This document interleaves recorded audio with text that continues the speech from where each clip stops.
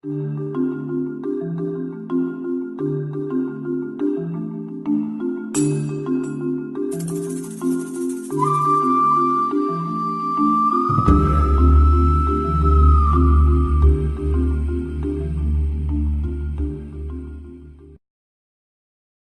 골로새서 4장은 1절 이렇게 볼 때 이 4장 자체는 사실 마무리거든요. 긴 편지예요.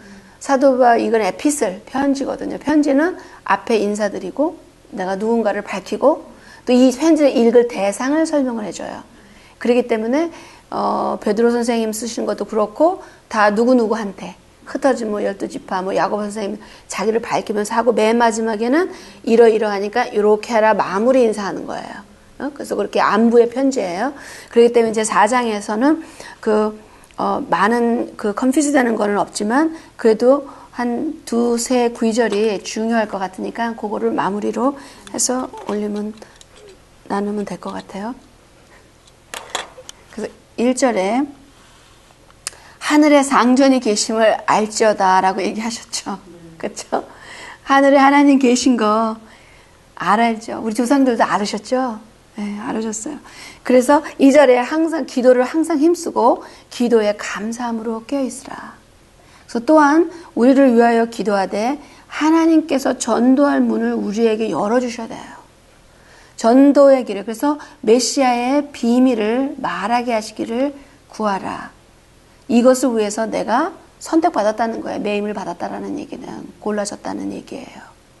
그래서 그분들한테 여기에 있는 분들한테 기도를 부탁하는 것이 이 엄청난 전도. 그러니까 우린 전도자들이에요. 하나님의 길을 전하는 거, 여호와의 길을 전하는 자, 전도자들이에요.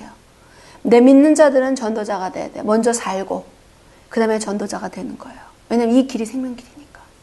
어떻게 그렇게 좋은 걸 갖고 혼자 숨기냐고요. 못 숨기죠. 그거를 지금 없어도 잘 살고 있는데 모르니까 그러는 거예요. 요 단기간을 보기 때문에.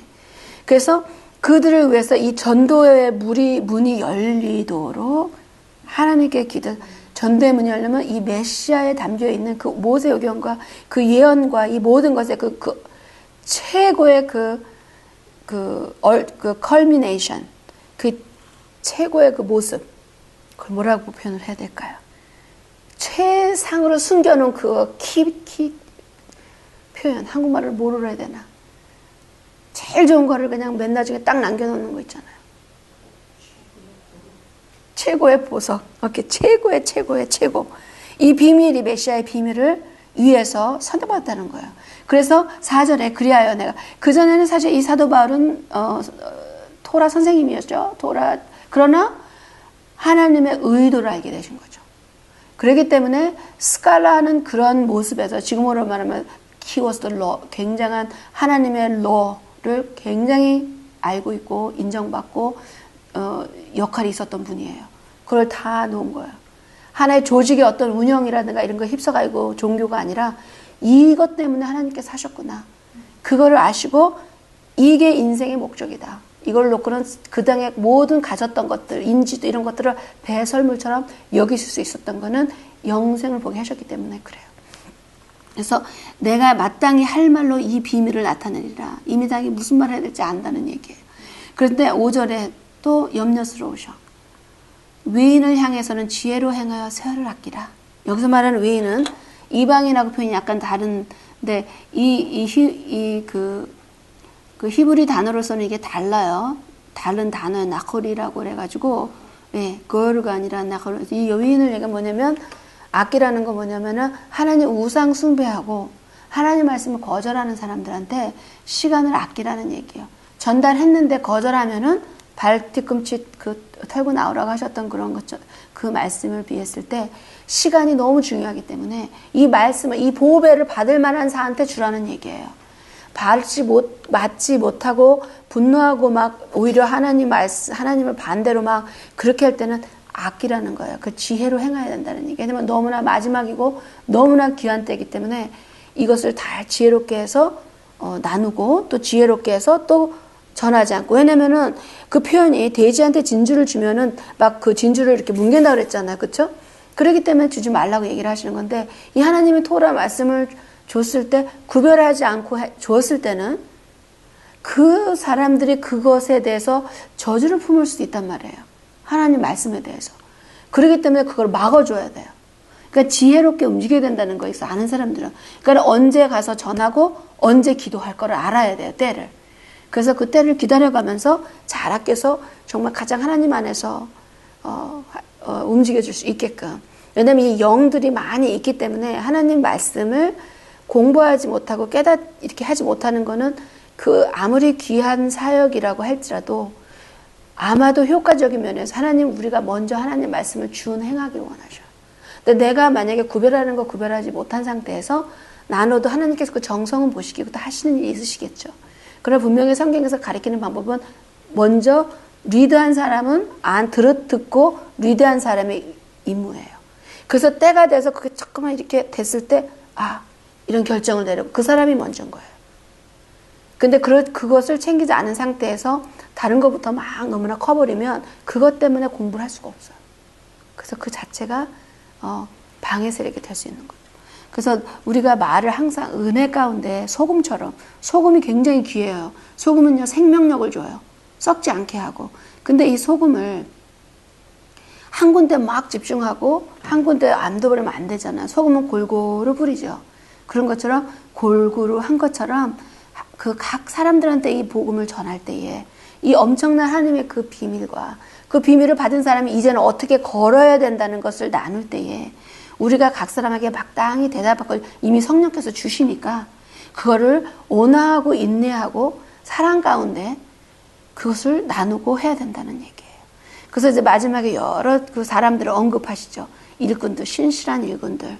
그래서 이들이 있으니까 그들이 어렵다 하더라도 너네들이 마음의 위로를 받도록 해라. 이런 사람들이 이렇게 일을 한다. 그래서 내려와 볼 때에 우리가 10절에 이제 마가가 나오고요. 우리가 잘 알고 있고 메시아 계셨을 때 그 블랭켓 벗고 맨몸으로 떼어간 사람 있잖아요. 그분 얘기하는 거죠.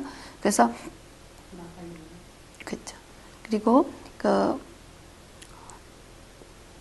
마가에 대해서 너희가 명을 받았노라 이렇게 하고 또 유스도라고 하는 예슈아가 있어요. 예슈아의 이름이 예슈아가 있는데 너에게 그분도 무난해요. 근데 이들은 누구냐? 할례당이에요. 그럼 할례당이 틀리다는 얘기 아니라는 거죠. 그렇죠? 할례는 해야 돼요. 나중에. 근데 이 사람들은 할례당이라고 표현하는 거면 이분들은 뭐냐면은 할례를 해야만이 할례를 함으로써 구원을 얻는다. 할례를 하였으면 구원을 얻는다. 그걸 그런 유대교에 있던 사람들도 있고 또한 믿는 자들 중에서도 할례당이 있었어요. 이들은 뭐냐면 사도행전을 보면 나와요. 저들 믿는 자들 중에서 할례당이 있었어요. 이제 그분을 얘기하는 거, 그분의 이수도 예수와 이분. 그 뜻은 무엇이냐면 이들의 할례당은 처음으로 믿고 믿었기 때문에 행위로 바로 연결이 돼야 된다. 그건 성경의 가르침이에요. 그렇기 때문에 여기서 할례당이라면 또 믿는 자예요.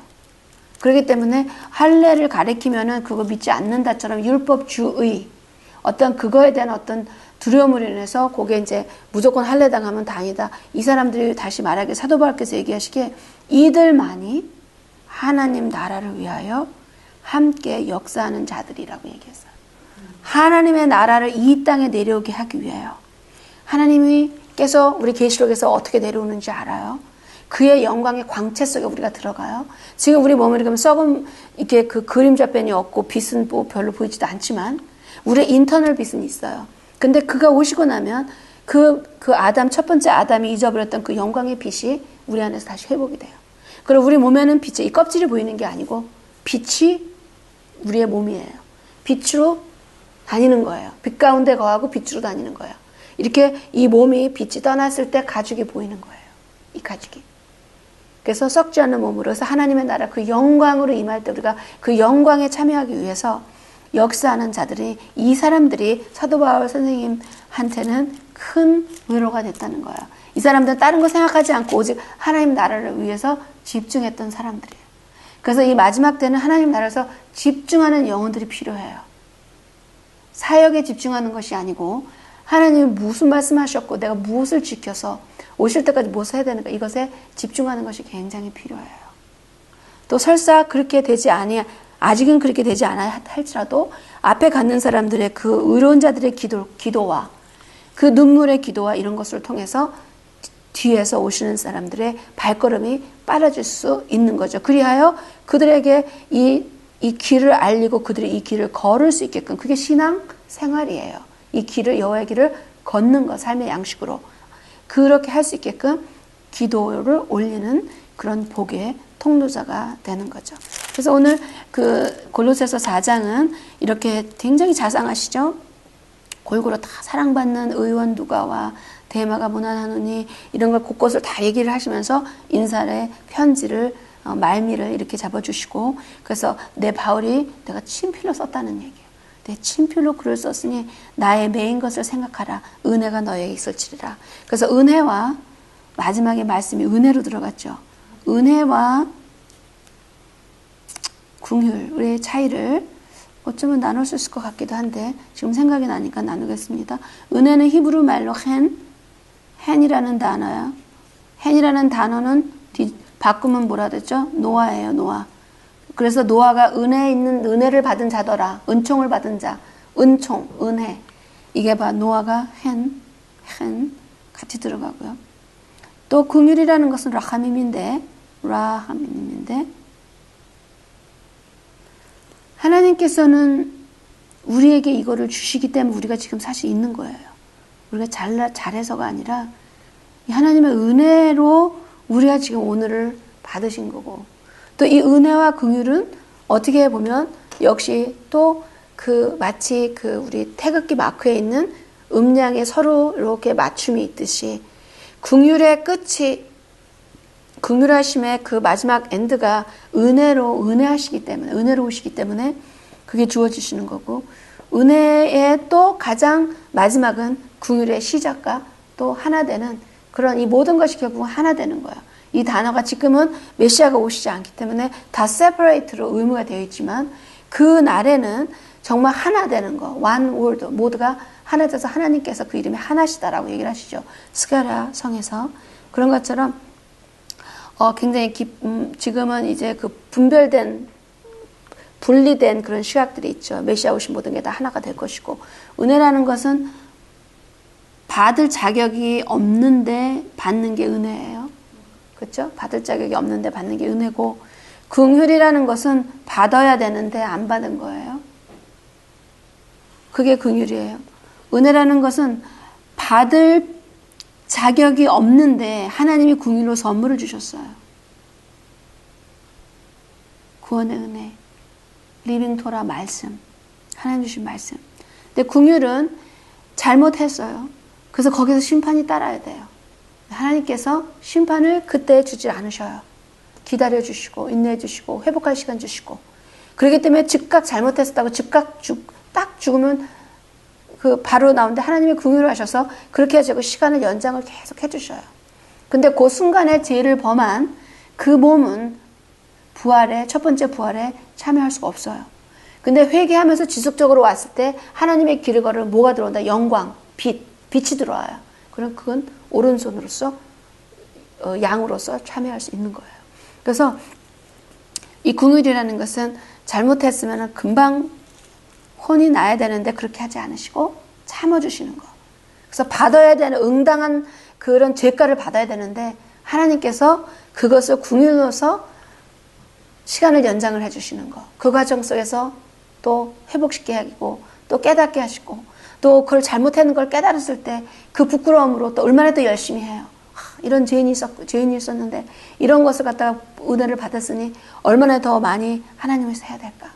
이런 것들이 우리 말씀을 믿고 청종하는 모든 자들의 삶 속에 every day에 every 생각과 말과 행동 속에서 우리가 기억하고 찬양과 송축을 올릴 것이 되는 거죠. 그래서 오늘 4장은 이렇게 골로새서 4장은 바울의 말씀 은혜를 받으라는 그런 축복으로 이렇게 마무리를 하셨어요.